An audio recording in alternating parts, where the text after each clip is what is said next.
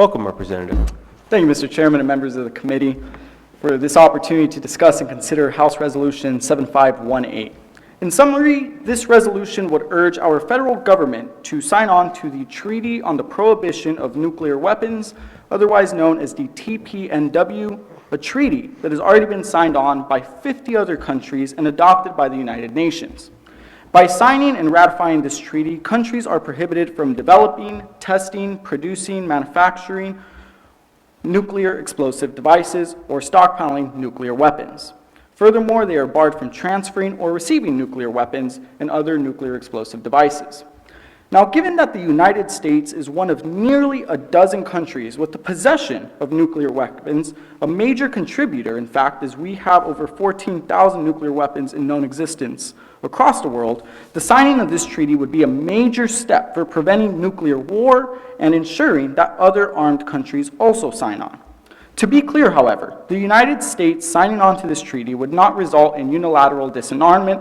In other words, signing on to this treaty would not mean that we as a country would immediately disarm, as other countries who also possess nuclear arms would also be presented with that opportunity, and we would not move forward unless they too also made that decision to sign on and ratify the treaty.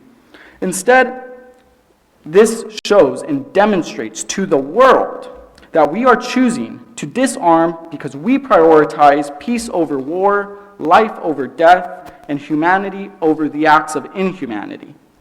And this would be significant coming from the United States, given the fact that we have the largest military in the world with a bloated defense budget of over $750 billion annually.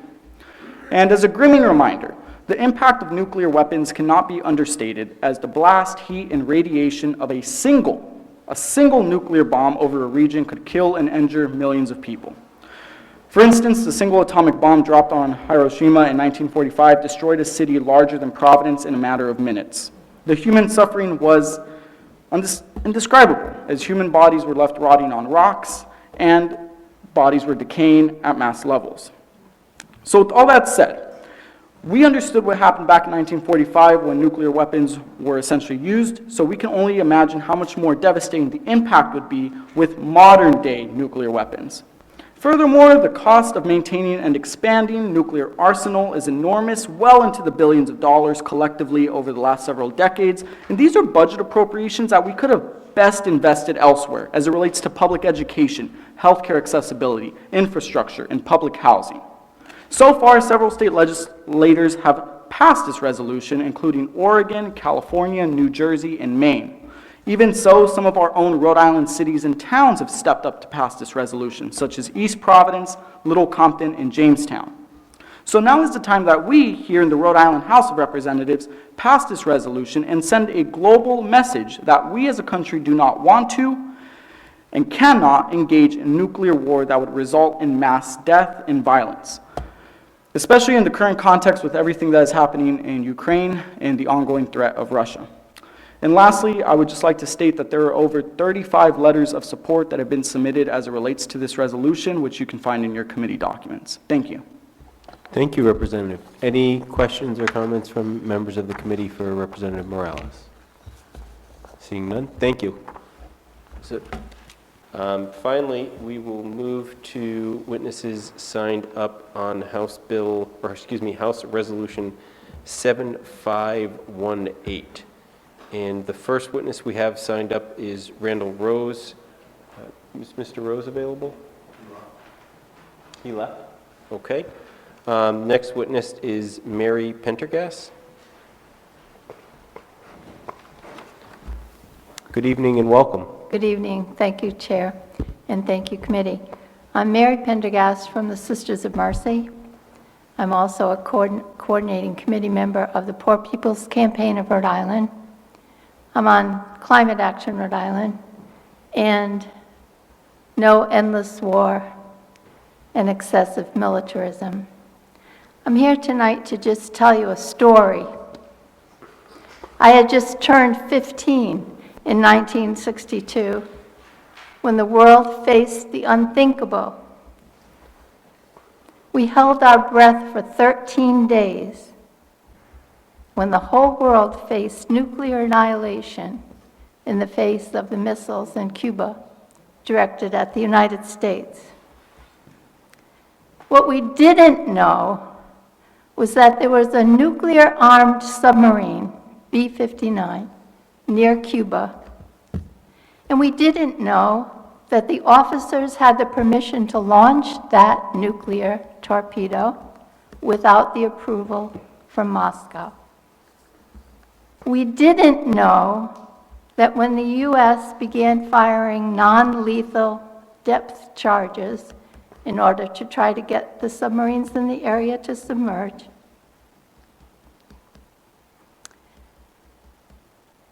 the crew of B-59 was incommunicado. The air conditioning didn't work. They were literally sweltering and trapped in a submarine. Under extreme tension, the crew of B-59 thought they were witnessing the beginning of World War III. 2 senior officers on board the submarine wanted to deploy the nuclear weapon. The 3rd officer, Vasily Alexandrovich Arkhipov, refused to sanction the launch of the weapon, and somehow he calmed the captain and the other senior officer, and the torpedo was never fired. Had it been launched, we can only imagine the nuclear devastation, the death, the radiation. The lesson from this is that one man, a Russian officer, saved the world. Arkhipov was honored posthumously 55 years after the averted nuclear war with a Future of Life Award, a prize from the United States and a United States organization for an heroic act that has greatly benefited humankind. I was 15 years old then. I'm 75 years old now. And the intervening 60 years have gone by in a blink. You may not believe it, but it's true. And do we really think that our purpose on being on this planet, which is indisputably the jewel of the entire universe, is to blow each other up and to take all life on earth down with us? I strongly urge you to pass Bill 7518. And when you go to sleep tonight, I ask you to say thanks to Vasily Alexandrovich Arkhipov, who gave you this opportunity. Thank you. Thank you very much. Any questions from members of the committee? Thank you for sharing that. Next witness we have signed up is Jonathan Daly LaBelle.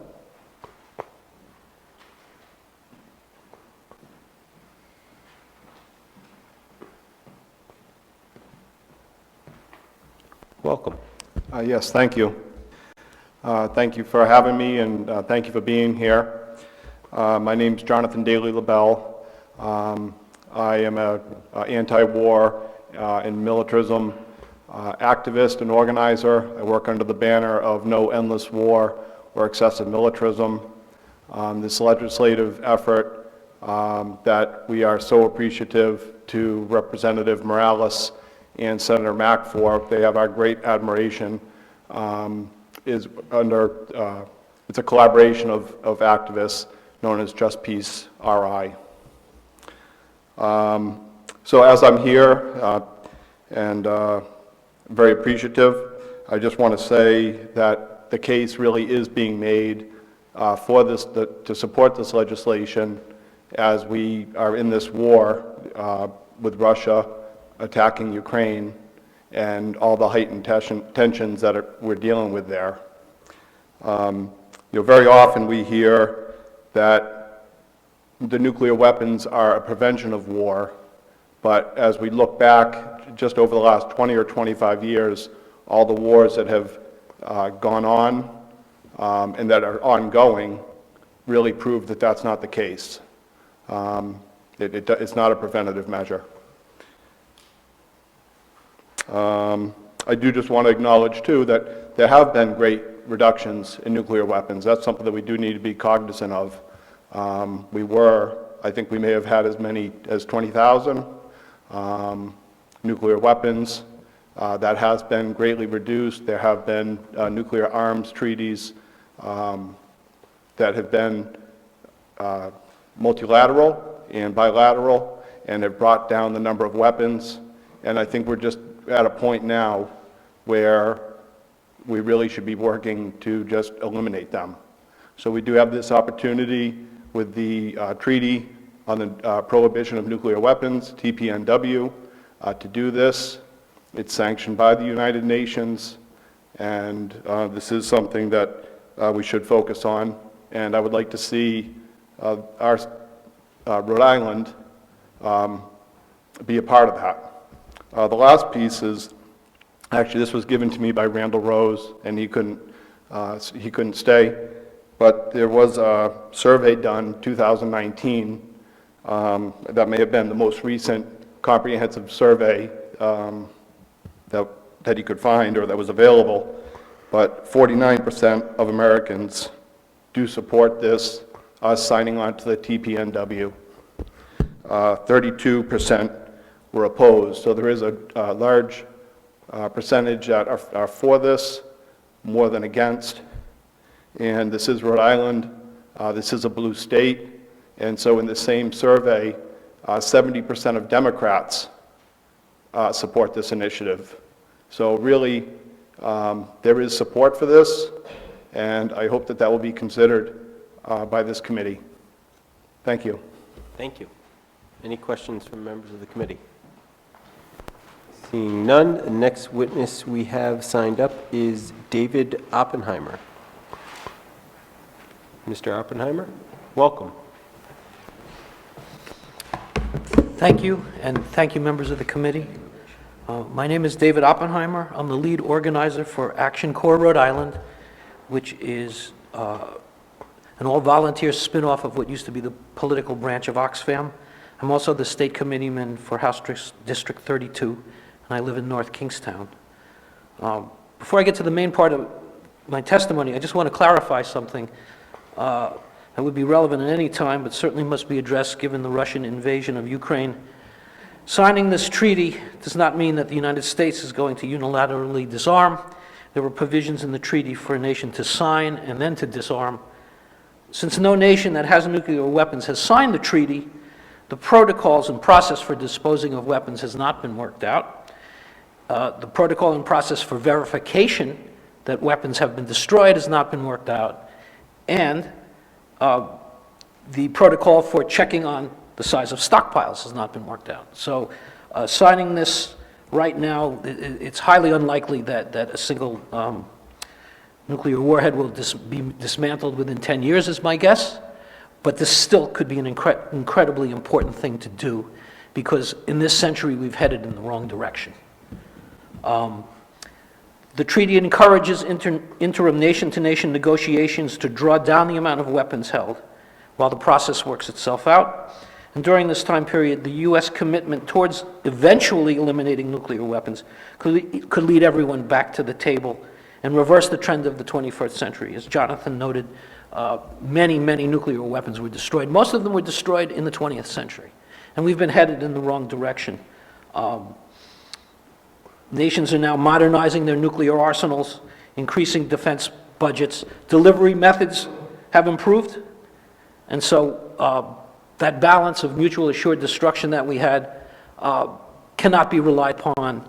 And as Mary noted, accidents can happen. She mentioned the hero of 1962. There were two periods in history where historians believe we came close to nuclear annihilation. 1962 was one of them. 1983 was the second one. Okay, the Soviets invaded Afghanistan in 1979. Reagan ran on strengthening Americans' defense, increased the defense budget. Documents released after the fall of the Soviet Union show that the Soviets were convinced that Reagan was going to attack them at some point in time. And there were two incidents. I won't discuss the second one, where war games that were held scared the Russians so much so that they loaded up planes in the Soviet Union with live nuclear weapons, and they sat there for 5 days until the war games ended. Bombers in Poland and East Germany were also ready to take off. But 2 months before that, we had another Russian hero who didn't follow orders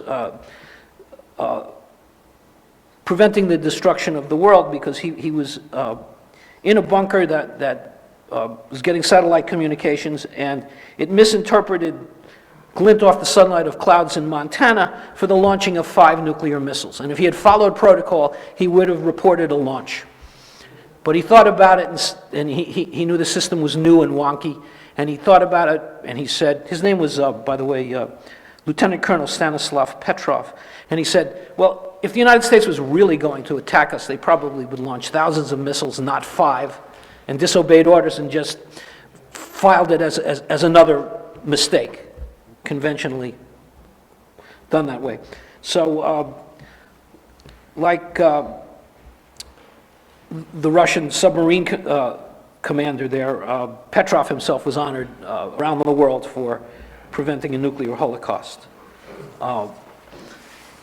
See, we've gone backwards. The history lesson shows that when there is an arms race and when there is distrust, that is when it's more likely for these accidents to happen. The missile crisis wasn't an accident. We are in another arms race. In this century, the United States has pulled back from 3 treaties. Bush did 1. Putin countered pulling back from another. Trump pulled back from another 2. Okay. President Obama updated our nuclear arsenal, spent $1 trillion, by the way, on updating it. And one of the things that happened is, because of technology, the United States' ability to target and more effectively explode missiles increased greatly, to the point where missiles launched from a few submarines, and that's where they were installed first. Since this happened 2015, 2016, they've now been put on bombers. They have been not put on our land missiles. It gave the United States the power to basically knock out a huge proportion of Russia's land-based missiles. Okay? And they were behind, and they panicked, and they came up with all sorts of ideas. They had to counter it, just the same way Khrushchev put missiles in Cuba to make up for the knowledge that they were behind. And one of the things they toyed with was an unmanned, nuclear-armed aquatic vehicle that they could put, more than one that they could put in the Atlantic Ocean. Because, you see, they didn't have the satellite capacity to see what was coming over the poles back then, and so they had about 20 minutes to decide whether to launch or not once they got a signal. Now, since then, the Russians have put 5 satellites up, the last one in November, so maybe we have a half hour now, okay? But the idea of an unmanned aquatic nuclear-armed vehicle has now changed to nuclear-powered torpedoes and nuclear-powered cruise missiles that can go anywhere and can move faster. And what this means is that our defensive systems probably may not work. Now the Russians have bragged about this, but experts have said they're not operational yet. But the point I'm making here is that we can't rely on living in a climate where there are no treaties, where there are no negotiations, and there's another arms race. It's just not going to end well.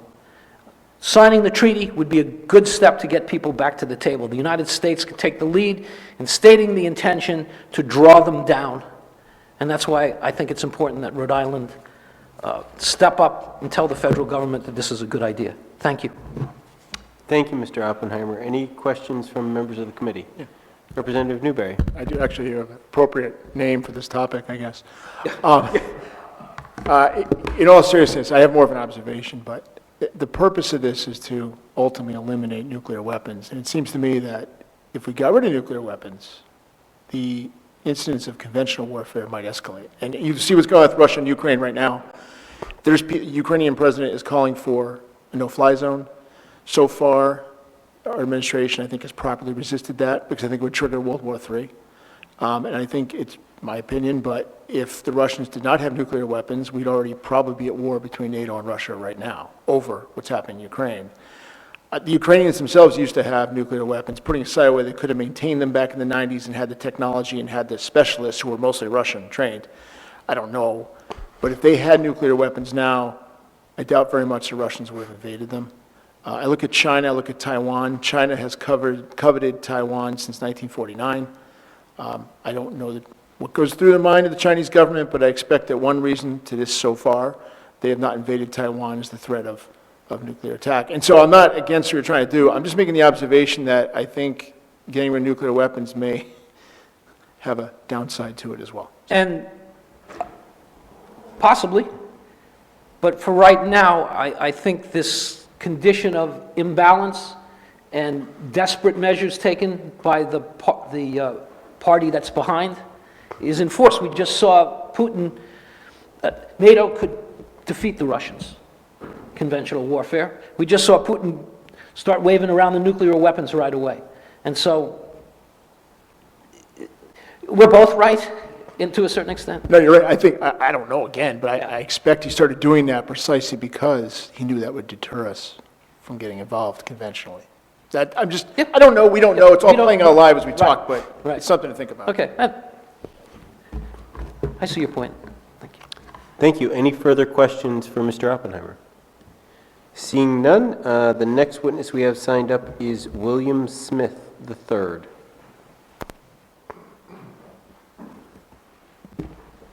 Welcome. Thank you, Mr. Chairman and committee. My name is William W. Smith III. I live in Jamestown. I was amazed last year when I looked at Wikipedia, and we've just heard of a couple of examples of when the world almost went to nuclear war. If you look at Wikipedia, you'll see that there have actually been 15 times over the last decades when the two countries almost went to war. There was a time when a bunch of geese flew over a Russian installation, and they thought that was weapons.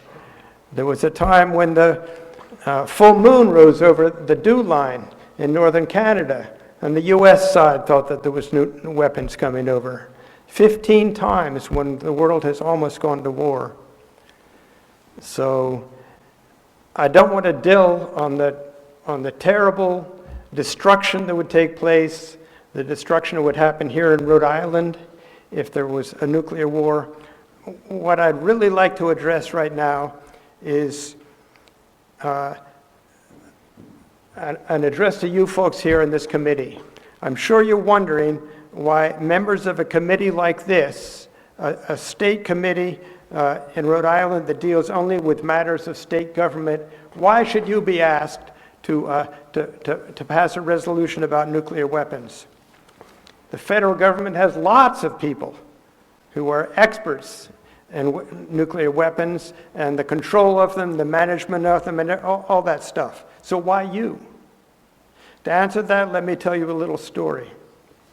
During the early 1980s, Ronald Reagan was president, and he was showing off how tough he could be against the Russians. He was making threats and dark pronouncements about the Soviet Union. He named Russia as the evil empire, based on the Star Wars trilogy. He threatened to explode a nuclear weapon over Eastern Europe as a warning. It was a very dangerous time in the confrontation of the Cold War. In the midst of all this, peace groups organized a rally in New York City. On June 12, 1982, some 2 million people crowded into Central Park to call for a freeze on nuclear weapons. Reagan never acknowledged the huge demonstration, but within weeks, he had changed his tune and was starting negotiations with the Soviet leaders. My point is that in a democracy, opinions of the public do matter. Small d democratic leaders pay attention to what their population wants and needs, the nationwide movement to get towns, cities, and states like Rhode Island to approve the ICANN appeal is an important way to influence our national government. In today's political climate, with our country so divided on so many domestic issues, it is extremely difficult for a president like Mr. Biden to take any action on something like nuclear disarmament without his opponents immediately criticizing him. So actions like this committee hearing are an important way to influence national policy and push President Biden into accepting the TPNW and associated rational steps. The USA could be a leader, and a huge amount of excitement would be created worldwide if people around the world saw the U.S. taking the first step to take these weapons apart. So, Chairman, committee members, please pass this resolution on to the full House. It will be an important step to help keep all of us, our families, our children, and our grandchildren out of harm's way. Thank you. Thank you very much, Mr. Smith. Any questions from members of the committee? Seeing none, we'll move to our next witness, Helen O'Grady.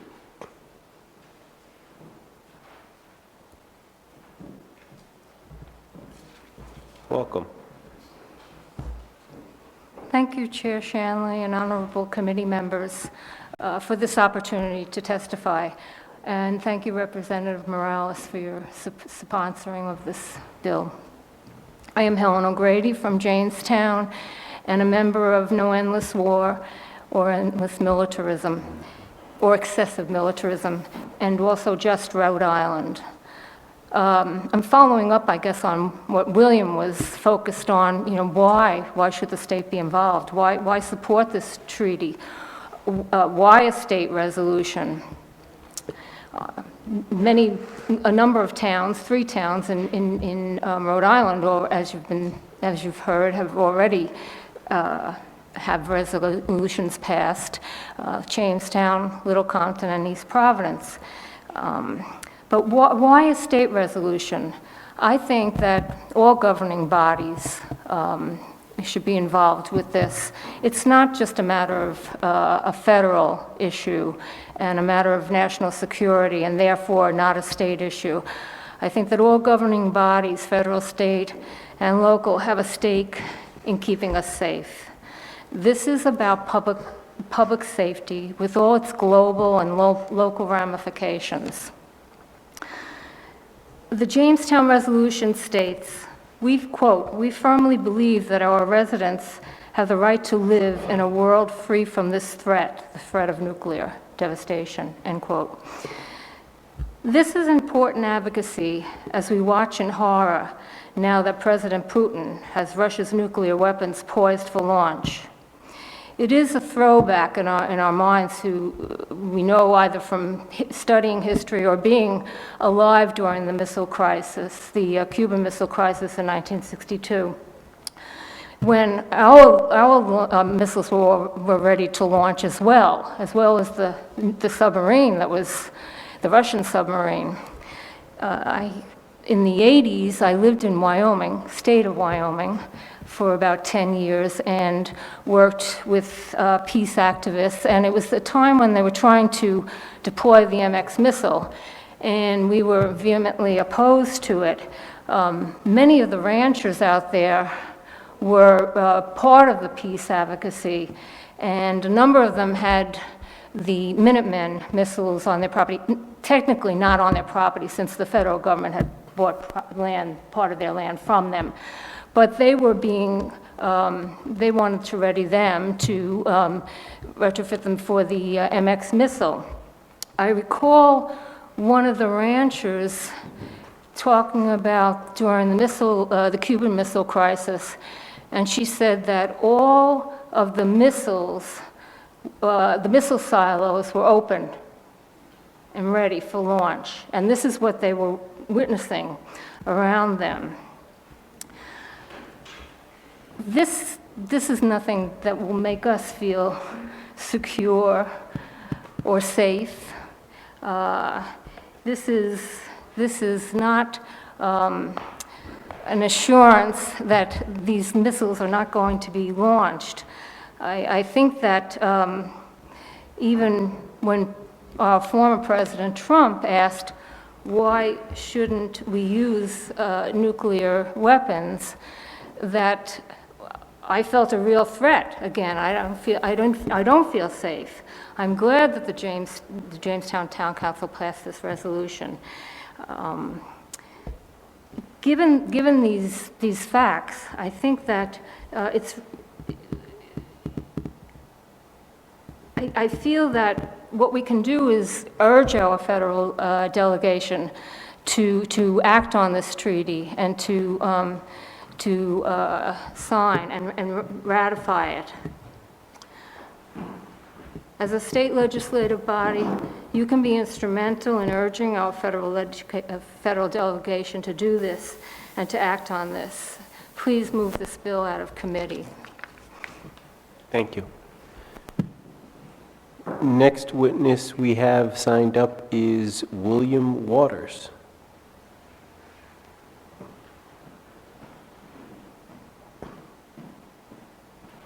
And then the next two witnesses after that are Robert Watt and Stephen Schwartz.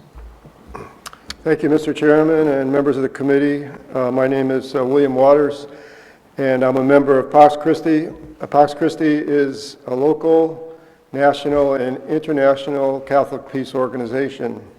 So I'm happy to be here tonight to support this resolution.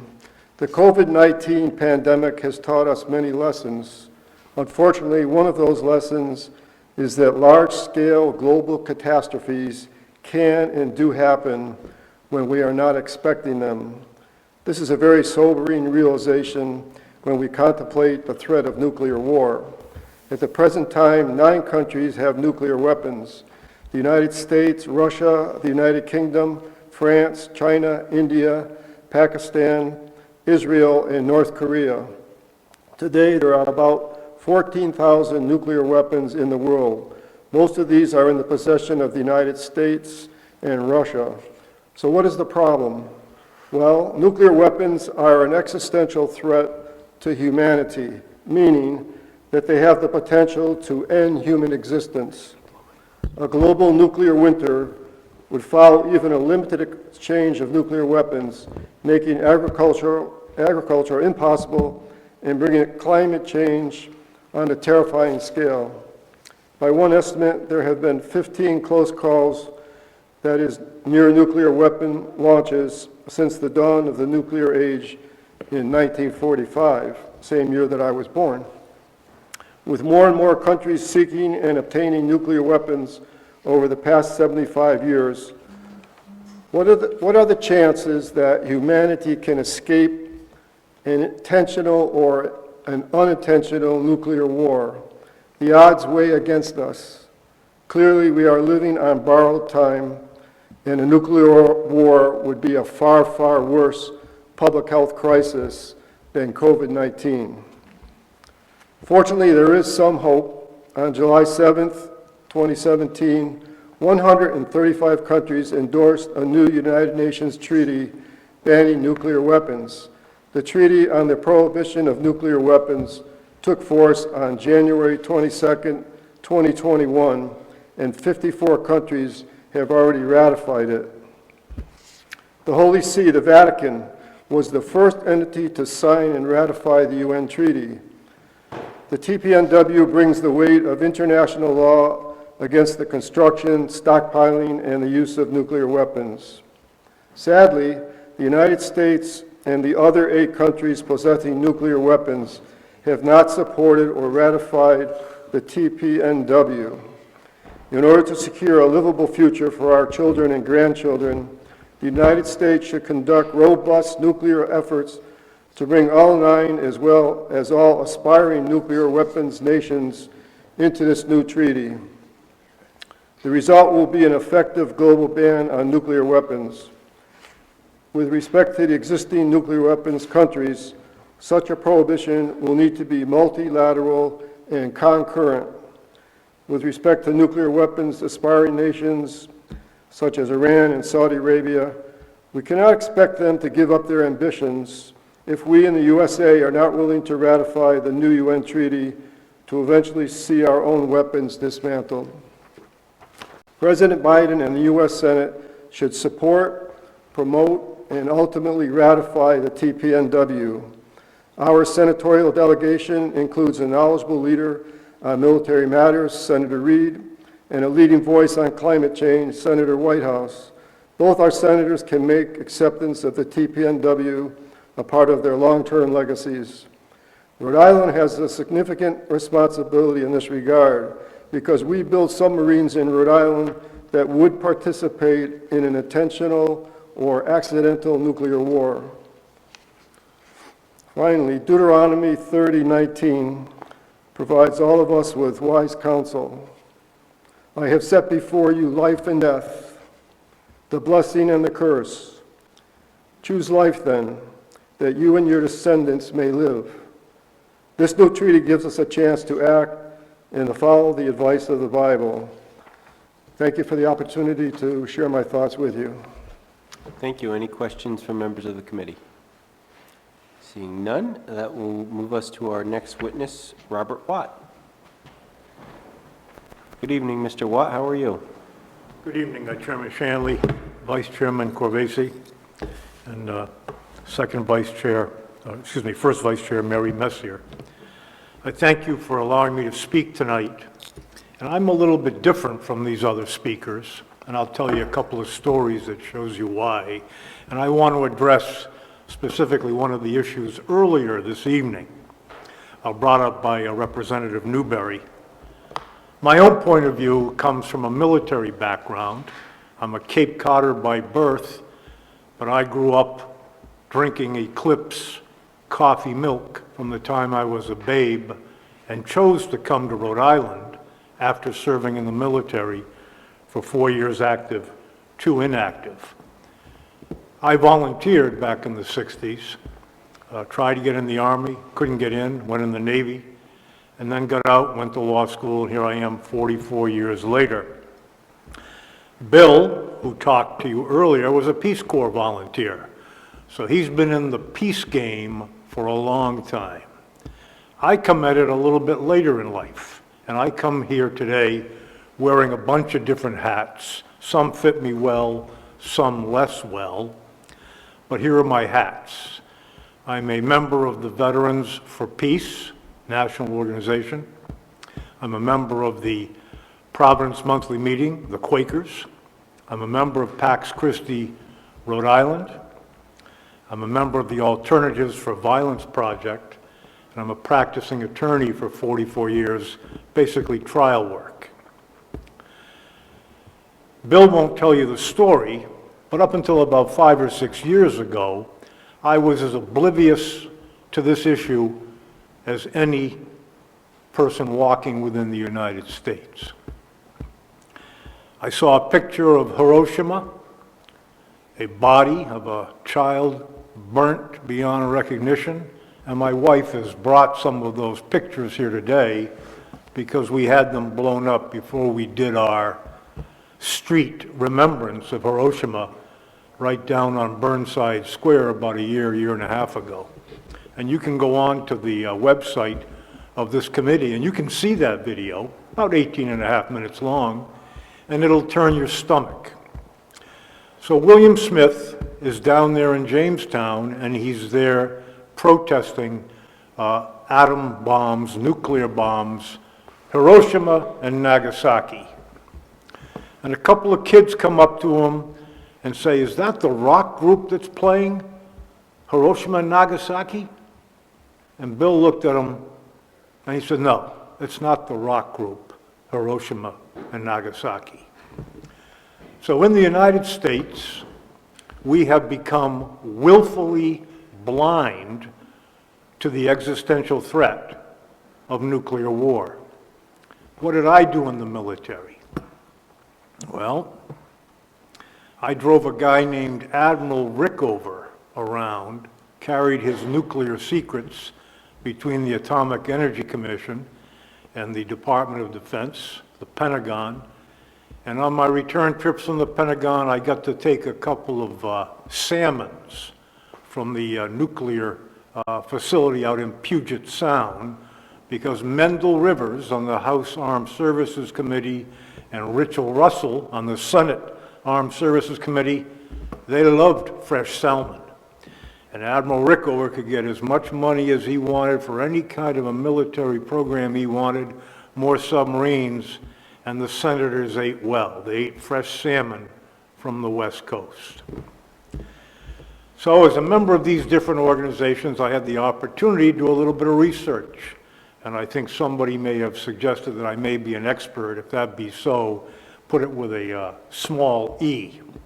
Well, let me tell you the major points that I want to bring out today. Let me go right to some comments made earlier about transparency as it related to URI and as it related to separation of powers. Why Rhode Island? Why now? Why this resolution? I'm going to suggest to you, and your masks may drop from your faces, and your eyeballs may flutter, I'm going to suggest to you that this may be the most important resolution that you've ever had to deal with in your legislative career, now, in the past, and going forward.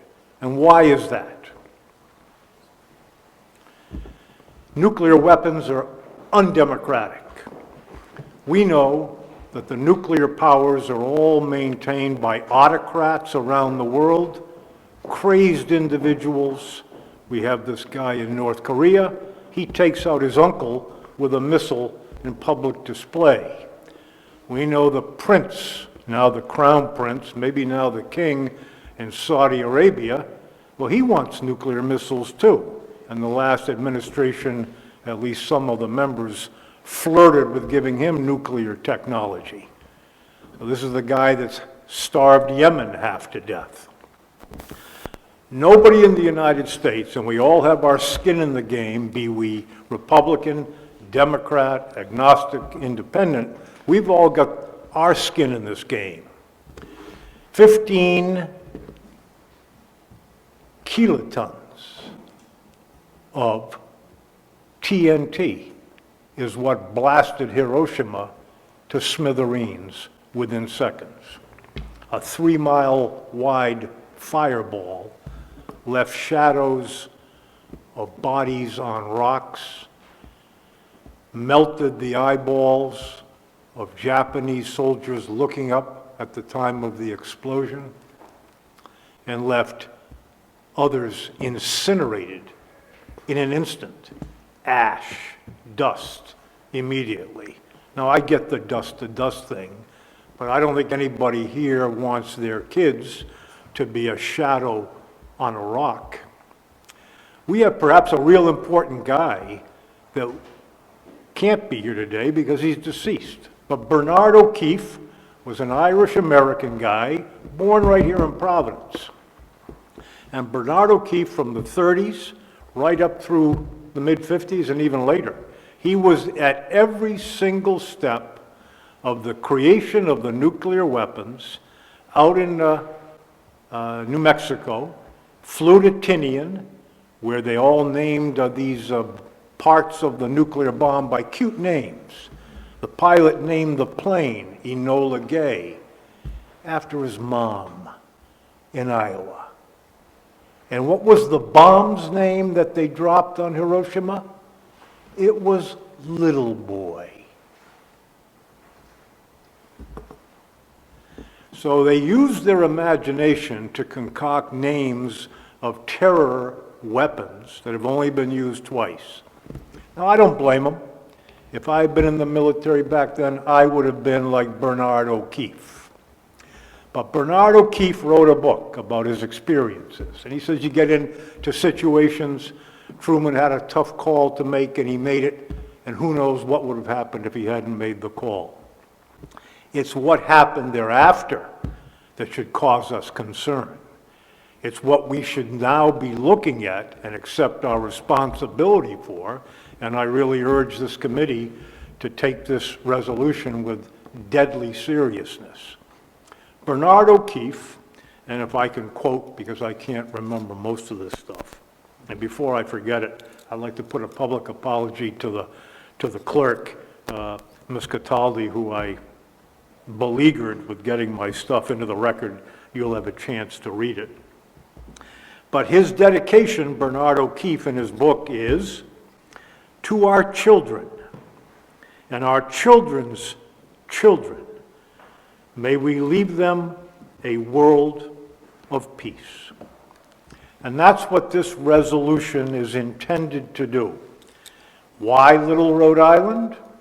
Well, we know going back to 1663, this General Assembly, under whose Roger Williams statue we are all here tonight, this General Assembly created a state flag, a state motto. What's the word on the state motto? Hope. Been there since 1664 in May. Hope. You had the Quakers running the government back there for a while in the 1670s and 1680s, right around the time of the Metacom War, and it was the Quakers in Little Rhode Island that wanted to have peace between the Native American tribes, Canonicus and the Narragansett, and Usa McQueen and King Philip in the Pokanoket. They were arguing for negotiated settlements between Massachusetts, Plymouth, and Connecticut. No one bought it. The Quakers didn't fight in the King Philip's War, but what did they get passed? And that's why you are the committee in the state government committee that should take up this legislation and pass it. The first conscientious objection law in the history of the world came out of Little Rhodey. From this honored body. Passed it. Quakers didn't have to fight. Persons of conscience didn't have to fight.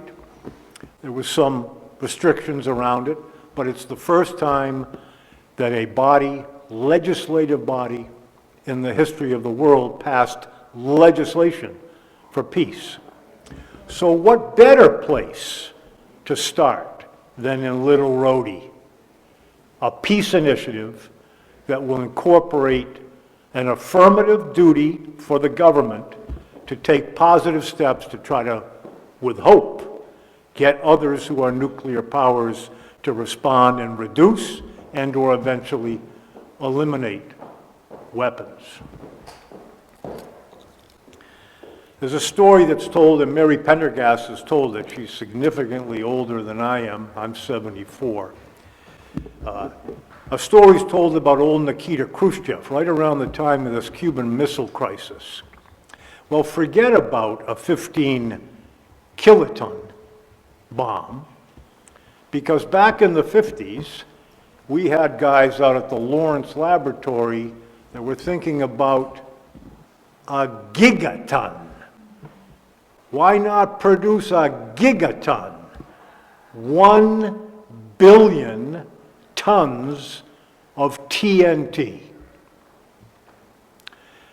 President Kennedy, back when all of this was going on, and Mary has limned this for you pretty effectively, but Nikita Khrushchev was producing a 100 megaton bomb, and what did they call it?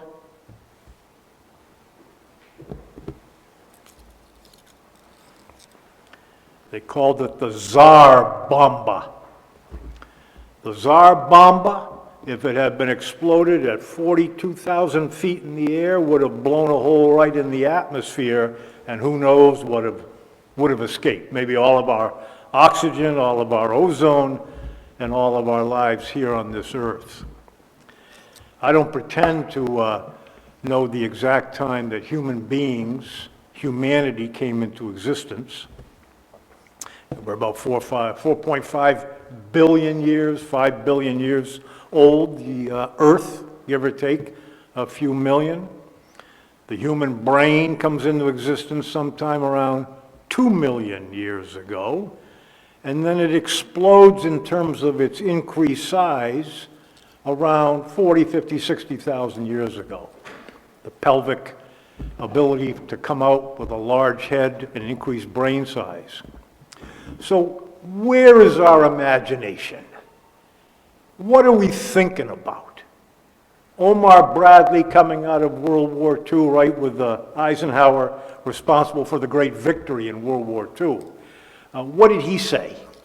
And I quote, "Ours is a world of nuclear giants and ethical infants. We know more about war than we know about peace, more about killing than we know about living. We've grasped the mystery of the atom and rejected the Sermon on the Mount."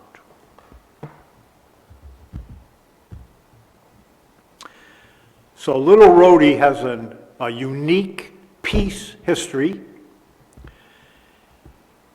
It has players in position to take this story broadly. We have some of the most important and powerful legislators, both in the armed services committees and otherwise. But humanity, what are we at the end analysis? It's what ticks in here or doesn't tick, what's in our brain, what's not in our brain, what do we imagine or don't we imagine?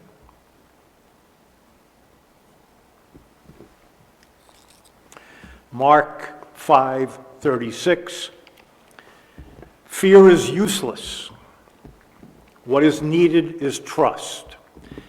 And what this resolution does is simply ask the United States, a democratic country, to use its influence to start the ball rolling before we're all toast. Because one, two of these bombs, 4,000, 5,000, 6,000, you name it, right? What difference does it make? You get 2 or 3 of these bombs and you've got a nuclear winter where 2 or 3 billion people die because there's no food. You've lost your ability to even survive on this earth. In the end analysis, the final word, perhaps, or the next to final word to Bernard O'Keefe, he said, "We have time until the end of the world." And we know that the end of the world could come tonight. So Rhode Island, with this resolution, be it passed, offers hope to humanity, offers hope to history. Thank you very much. Thank you, Mr. Watt. Any questions from members of the committee? Seeing none, move to our final witness of the evening, Stephen Schwartz.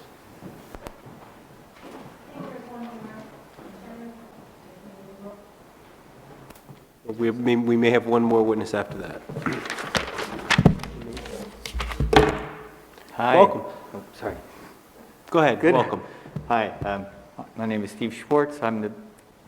Is this hearable or should I? My name is Steve Schwartz. I'm the clerk of the Peace and Social Action Committee at the Quaker meeting locally and also part of the Alternatives to Violence project here. The idea of violence and what you do is a tricky one for Quakers, right? When we think about this historically, it's like one of the things that's easy to batter around is, so if you were in Germany in the Second World War, would you fight or not? Or if you were here, would you join? And some did and some did not. It's not an easy thing, right? We know what the story is sort of in the big picture and the way we want it to go, but we're aware that there are mitigating circumstances, and that's always an argument. The other group that I mentioned that I'm part of, Alternatives to Violence Project, seeks specifically to figure out ways to get people to understand each other and to deal with each other so they don't ever get to that spot. And so I have two senses of two things that are going on now, short-term and long-term. In the short term, what we're looking at is, at the moment, is the horrible situation in Ukraine. And in my Quakerly manner, I can think of an ideal solution which would involve somehow in wishing that the populace in Russia would become aware of what we are aware of. My understanding is that they're given a very slanted view of what's going on, and that they would start to protest in little towns and in little cities. And if enough of that happened, the government might actually be forced to mitigate what it's doing. In the big picture, I'm seeing the bill that we're talking about tonight in a similar fashion. Somebody already pointed out that should the U.S. sign up to this thing tomorrow, it doesn't put us in a situation where we have to worry about whether we've just given away the store, that it's a step-by-step process that's going to take many years to just get it, after it's started. What we're talking about now is getting it started. And so I see this as a very long-term prospect, but it does seem like a good idea to step-by-step remove the problems and the ability to pull that gun out, keeping it, at least let's lock it in a closet, and then at least let's agree that each of us has a key to the closet before we open it. And those little steps, that's what happens over years.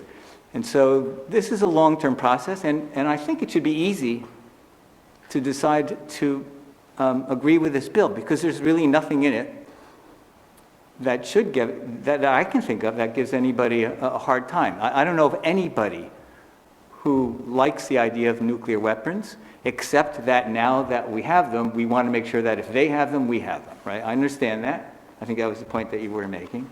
It's questionable whether actually, if Ukraine still had a nuclear weapon, that Russia wouldn't have done this, because they might have figured that the Ukrainians would not have dared to aim their 3 nuclear weapons at Moscow while Moscow is sitting there surrounding them with thousands of missiles. It's not an easy question to answer. There are people who work on that, and I'd be interested in looking into it. I'm going to look into that now that you've mentioned it. But beyond that, this is just a simple step. It's a simple step for the state to make a comment in support of this to our federal government. Right now, within 2 days of being asked to partake in this, I got a call from somebody asking for the same thing on the city level, right? And somebody here mentioned that 3 towns in Rhode Island have signed on to this, along with Boston, right? So there is all the little pockets of Russians starting to think that this is a really bad idea, and we're going to protest, and we're going to ask we're going to try to shut our local governments down and force them to make the bigger one.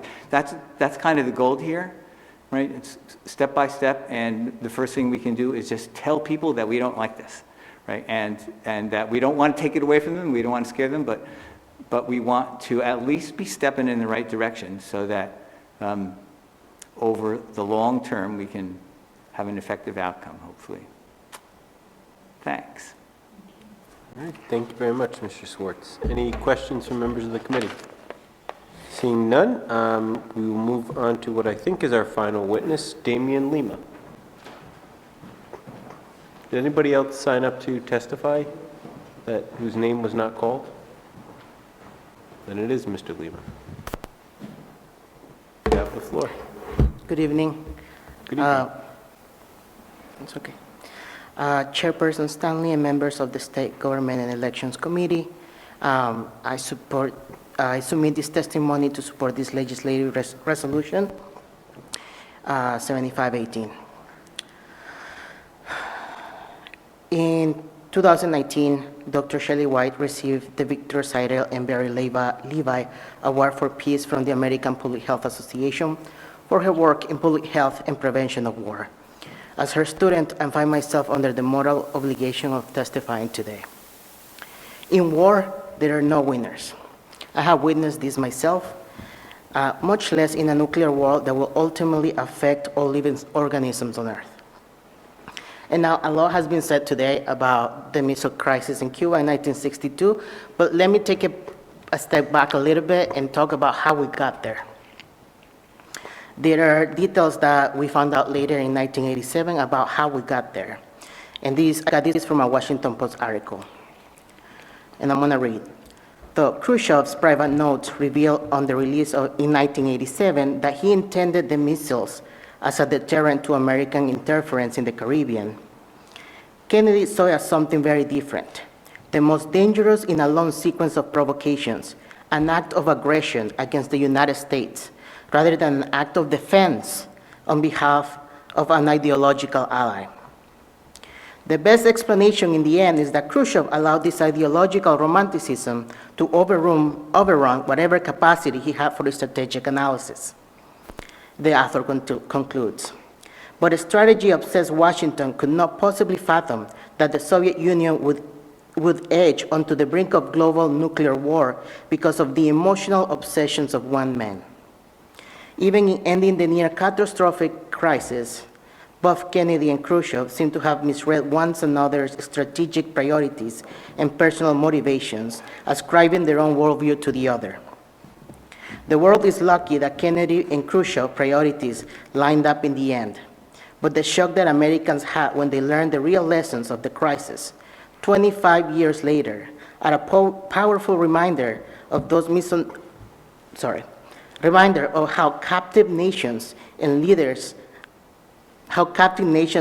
are to their respective worldviews, and how dangerous those misunderstandings of one another can become. So, if we keep learning from history, especially in the last presidential administration, is that a single person should not have the authority to initiate a nuclear strike. I agree with the following points. Renouncing the option of using nuclear weapons first. As is with the Cuban Missile Crisis and the details learned in the last decades, miscommunications almost ended the world. And the sole unchecked authority of the US president to launch nuclear strike. Take nuclear weapons off hair trigger alert. Policies that enable the immediate use of nuclear weapons increase the odds of irrational or misinformed decisions. Cancel plans to modernize the US nuclear arsenal with new and enhanced weapons. We already spend more than the other 7 largest military budgets in the world combined. We have plenty of ways to defend ourselves. Federal government urged to take a leadership role by signing and ratifying the TPNW. And I'm going to offer another perspective here, one coming from, I grew up in El Salvador, looking to the United States. And is that basically what's happening right now is that we have a game of chicken. And we cannot leave the destiny or the future of our kids or children, if we have them, to basically nations that are being captured by people who don't know, who can't get over themselves to see that destroying the entire world will not get them anything. In summary, I just want to make the simple argument that there will be no winners in a nuclear conflict, and that our children and the children of our children will suffer the consequences of such disaster if they survive long enough, given our proximity to tactical targets such as Boston and New York. Thank you. Thank you very much. Any questions from members of the committee for Mr. Lima? Seeing none, that will conclude testimony on House Resolution 7518.